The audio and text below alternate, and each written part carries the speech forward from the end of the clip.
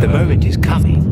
Doctor Who and Lost Media go hand in hand, especially in the classic era, where a lot of the first and second Doctor stories are lost to time. So a lot of people are talking about those missing episodes, but New Who has been around for decades now, and a lot of media has slipped through the cracks. A few months ago, I made a video on this very topic, and you guys seemed to leave a lot of nice comments, and you wanted a part 2, so this is said part 2. And boy oh boy, did I go down some rabbit holes. I'm so excited to show you what I've got today. But before we begin, there's a few things worth noting. A lot of you left comments saying, hey, there's a distinction between lost media and forgotten and rare media. Some of what we're covering today isn't strictly lost, it's just rare and hard to come by. Difficult to access and something you may never have heard of. But there is definitely stuff on this iceberg that I would consider lost. Secondly, I just wanted to thank you all for the support on the channel recently. It's been absolutely insane. We've just finished up the original Plans series for Modern Doctor Who, and you guys seem to really dig that, and so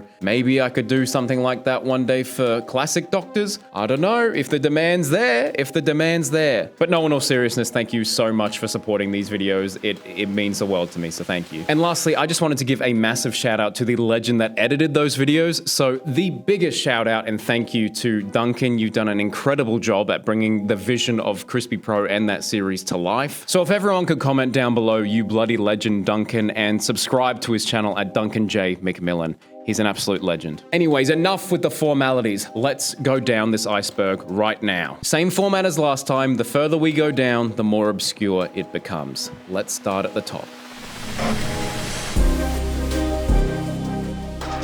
Doctor Who Time Fracture was an immersive theatrical experience, produced by Immersive Everywhere, licensed by the BBC. It featured video and audio clips, screen-used props, creatures, special effects, and music from the series. It was basically a really cool interactive initiative, and my goodness, I wish I went to it. It was originally scheduled to open in 2020, but due to the pandemic, it had to be delayed until May of 2021. And funnily enough, John Barrowman, who plays Captain Jack in Doctor Who, had pre-recorded segments for this experience. But following all the controversy around him, which I won't get into, it's been well documented, all of the stuff that he shot was pulled. In May 2021, Immersive Everywhere issued a statement confirming the removal, noting that they would continue to honor Torchwood's legacy through other means. No official recordings of the experience were ever released, and none of Barrowman's footage ever surfaced. So for all intensive purposes, that footage is gone, or sitting on someone's hard drive somewhere. Alright, let's move down the iceberg now. Now this one isn't strictly lost, but it was something I had never heard about, and I sent it to a bunch of people and they're like, what is this? One thing that always nagged me about the episode The Snowmen was how Strax was miraculously back, because we saw him die in A Good Man Goes to War. There's a throwaway line in the episode where they kind of address it, but it doesn't make much sense. Well, whilst researching this video, I found this. The Battle of Demon's Run, 2 days later, is a mini episode serving as both a sequel to A Good Man Goes to War and a prequel to The Snowmen. It was released to US iTunes and Amazon Instant Video in March of 2013. Roughly, 20 months after A Good Man Goes to War and a few months after The Snowmen? The mini episode picks up in the immediate aftermath of Demon's Run, with Strax apparently dead on the battlefield. But he just wasn't, that's the explanation. He wasn't dead. And it explains exactly how he ended up living with Vassar and Jenny in 1888 London. And I've got in my notes here that it was apparently included on the complete 7th series on DVD and Blu-ray in September of 2013. So apparently I just missed that because that's one DVD that I don't have. So it's hardly lost, but it's easily missed because it was never released online anywhere, and it was released so long after A Good Man Goes to War. I just find it fascinating. Anyway, let's move down the iceberg. Now let's talk about the River Song deleted scene. I went back and forth debating as to whether I should talk about deleted scenes in this video, because deleted scenes, it's not lost media, it's just media that was cut, I guess. And I talked about a few interesting deleted scenes in the last video we did on this, but this one's hard to ignore, and I think it's truly lost. In the Series 6 launch trailer, there's a shot of River Song that raises a lot of eyebrows. The implication being that she isn't wearing much. After Series 6 aired, fans noticed that the scene never appeared in the show and started asking questions. Stephen Moffat later addressed this on Twitter, simply saying, "Deleted, yes. Too naughty. Don't know what I was thinking." So the scene was never released, and if something's too naughty for Moffat, Too naughty for Moffat? What on earth is that scene? What on earth is that scene? Anyway, let's keep going down the iceberg. The Doctor Who experience was one of the most ambitious Doctor Who exhibitions ever staged, housing props and costumes from the show's history, alongside an original interactive story in which the visitors became a part of the adventure. The experience initially featured Matt Smith as the 11th Doctor, and then later, Peter Capaldi as the 12th Doctor. It was in Cardiff Bay, adjacent to Rothlock Studios, but closed on the 9th of September 2017 when its lease with the Cardiff Council expired. And much like John Barrowman and Time Fracture, both Matt Smith and Peter Capaldi filmed specific things for this experience. With no official release and the exhibition being long closed, it's safe to say that that footage is lost to time. I really did some digging to see if I could find anything. I only found snippets of Capaldi's one, but I kind of found a lot of Matt Smith's one, but someone filmed it on a potato. Just have a look.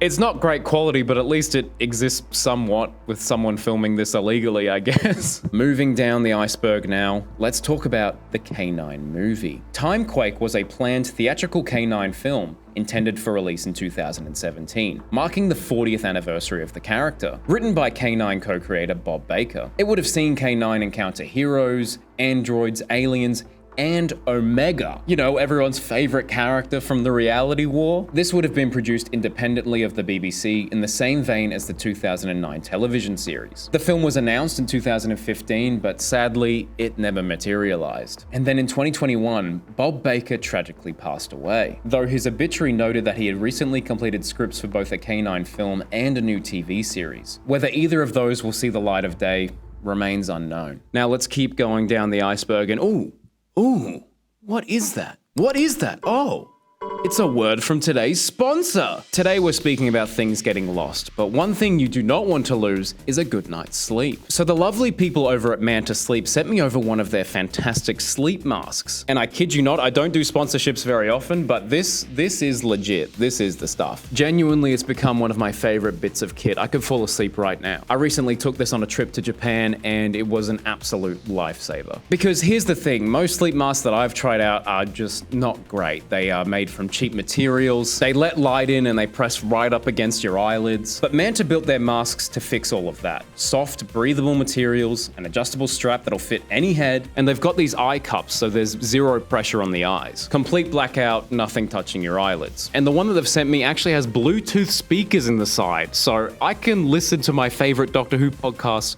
while I sleep. They're fantastic for travel or a midday nap, or if there's an episode of Doctor Who you don't want to watch, just put that on. They've got a range of different options at different price points, and they have a 60-night sleep trial. So if it's not for you, they'll refund you, and they also ship internationally. That's pretty cool. So if this is of any interest to you, please go to the link in the description below. And thank you very much to Manta Sleep for sponsoring today's video and helping support the channel. Anyway, back to the iceberg. The clock's ticking.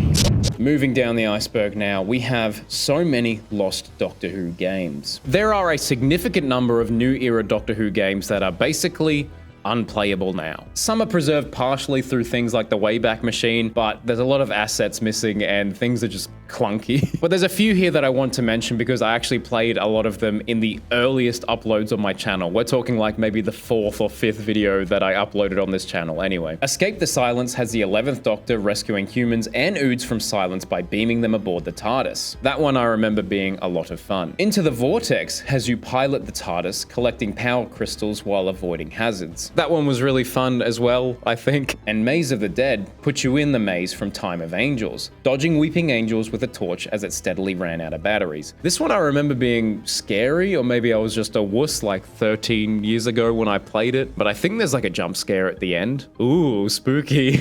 Oh, baby crispy.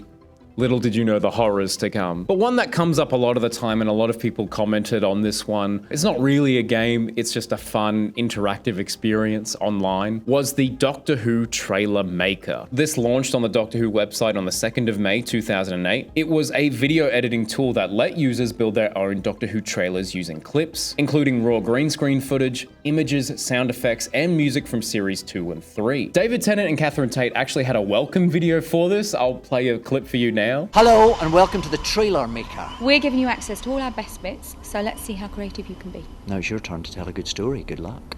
Clips from Series 4 were added after broadcast, but fascinatingly, most of the audio assets it contained had never seen commercial release. But the website is long gone now, so you can't play Doctor Who Trailer Maker, which is a shame because I never got to play this one, but I feel like I would play the absolute heck out of that now. Especially as a kid, I would have loved that, but I would consider that one lost. Moving down the iceberg now, let's talk about the Saviour of Time. This one is absolutely bonkers. I had no idea about this one. Doctor Who, the Saviour of Time was an interactive 6-part game released on Skype on the 3rd of May 2017. That's right, Doctor Who had a game on Skype. It was delivered through a Skype bot that guided players through text-based prompts, built around the 12th Doctor's search for segments of the key to time, whilst also delivering real educational content about the solar system. And then by 2021, it was basically unplayable. But then, as a lot of you might know, on the 5th of May 2025, Skype was discontinued. So now that game is completely inaccessible. All right, we're getting pretty deep on the iceberg here. Let's talk about Monster Metamorphosis. We're still talking about games, but this one was never released. Monster Metamorphosis was announced as a Doctor Who platform game. The premise involved the Doctor landing in a biodata storage facility, falling into a Sontaran trap, and engineering an escape by creating a simple life form called Bob the Blob. I kid you not. Bob the Blob. Players would progress through levels using abilities borrowed from the Slitheen, Cybermen, and Ood. The BBC described this game as having amazing 3D graphics and numerous puzzles. But then, in April of 2009, a statement confirmed that this game was delayed. And there has been no update since. Where is Monster Metamorphosis? Where is it? But I mean, honestly, the game sounds pretty cool. But you know what else is cool? Subscribing to this channel. If you've gotten any value out of today's video, please consider subscribing. It would mean the world to me. There's quite a few of you that watch these videos that aren't subscribed. I get it, but it's just a button and it truly would mean the world to me. And Duncan. Okay, we are getting to the absolute depths of this iceberg. Let's talk about the Matt Smith Turkish promo. Now, this just blew my mind. This was a TV spot that Matt Smith filmed for Turkish broadcaster CNBC. And I'll just play you some of the clip. Hello, I'm the Doctor. This is my time machine, the TARDIS. Right now, I'm on my way to see you. Yes, you. Turkey in the early 20th century. I don't want to look like a tourist. Perfect. Blend in invisibly. Matt Smith with a shisha. I just never expected to see that. But I know that shishas are very ingrained in Turkish culture. I just never thought I would see the Doctor with a shisha, to be honest. But what I'm trying to say, what this tier represents on the iceberg, is that there are so many TV spots filmed that I can guarantee you are lost to time. I feel like I remember Peter Capaldi and Matt Smith doing calls to action for the ABC, the broadcaster here in Australia. That's how I watched Doctor Who growing up. I wonder where they are, if they still exist. And they would bulk film things like these, but when the season's done, who knows where that footage ended up. It's all been leading to this.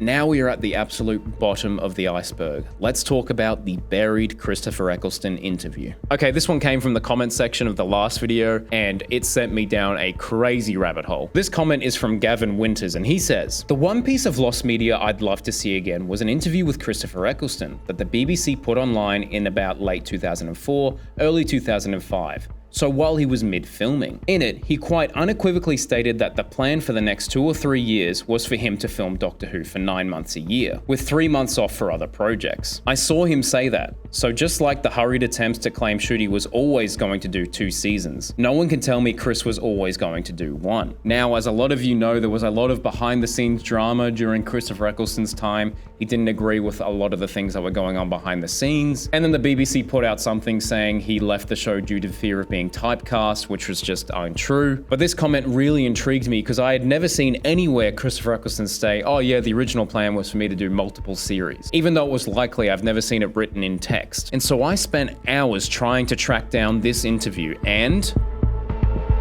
I couldn't find it. But I did find a different article that directly quotes Christopher Eccleston's original statement. So I have the exact thing that Christopher Eccleston said. This is from the 3rd of April 2005 from The Mirror, with an article saying, "Doctor Who told Beeb he'd stay in the show." And the quote goes like this: I will film Doctor Who for 7 months over the next 2 to 3 years, and as long as I'm not too tired, I'll do theatre in between. So there you go, that is proof that Christopher Eccleston truly intended to stay in the role for at least 2 to 3 years. Oh boy, it was satisfying finding that quote. So that's going to do it for today's video. Thank you so much for watching. If you know of any more lost, rare, or forgotten media, please let me know in the comments below. It's so much fun doing these rabbit holes, and I'm a big fan of trilogies, so if there's enough, maybe I'll make a part 3 to this. That's gonna do it. Like and subscribe, and I'll see you on the next iceberg. Woo! Bye!